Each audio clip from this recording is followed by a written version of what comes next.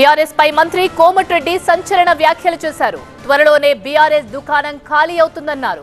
June 5 తర్వాత ఎంతమంది ఎమ్మెల్యేలు కాంగ్రెస్ లోకి వస్తారో పేర్లతో సహా చెప్తారన్నారు.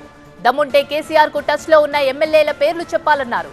25 మంది బీఆర్ఎస్ ఎమ్మెల్యేలు కాంగ్రెస్ లో చేరబోతున్నారన్నారు. డీలిమిటేషన్ లో 150 సీట్లకు పెరుగుతాయి. అందులో కాంగ్రెస్ 120 సీట్లు గెలుస్తుందని ధీమా వ్యక్తం చేశారు కోమటిరెడ్డి. ఇలా రేవంత్ రెడ్డి గారు అందరిని కలుపుకోబోతును చక్కగా ఉంది. ఏకనాథ్ వేలు సిండేలు నా దగ్గర ఎమ్మెల్యేలు నా దగ్గరికి ఈ కట్టపట్టుకొని తిరిగే ముసలాయన అంటుండే ఈ మధ్యలో నా దగ్గరికి 25 మంది వచ్చును. ఇప్పుడే కాదు కొన్ని రోజులు ఆగని చెప్పిండు ఈయన దగ్గరికి.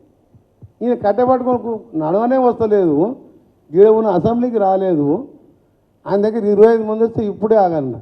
అందుకెళ్ళి నలుగురు ఇళ్ళకి వద్దురా బాబు అంటే వచ్చిండ్రు వాళ్ళు. మా దానికి నలుగురు వచ్చారు. ఆయన కంటే 25 మంది ఒక లీడర్ వచ్చి అప్రోచ్ అయ్యిండు.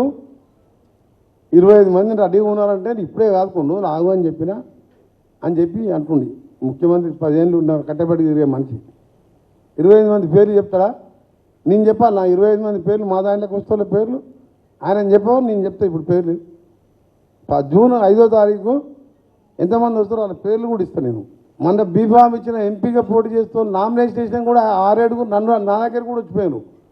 విత్డ్రా చేసుకుంటాం, మీకు సపోర్ట్ చేస్తాం, భవిష్యత్తులో మాకు పార్టీలు అంటే ఎరే విత్డ్రా మళ్ళీ విత్డ్రా చేసుకొని చేసిన మాకెందుకు పోటీలో ఉండు, డిపాజిట్ వస్తుందో రా తర్వాత సంగతి తర్వాత చూడాలే వచ్చి అని చెప్పి మేము వద్దన్నాం.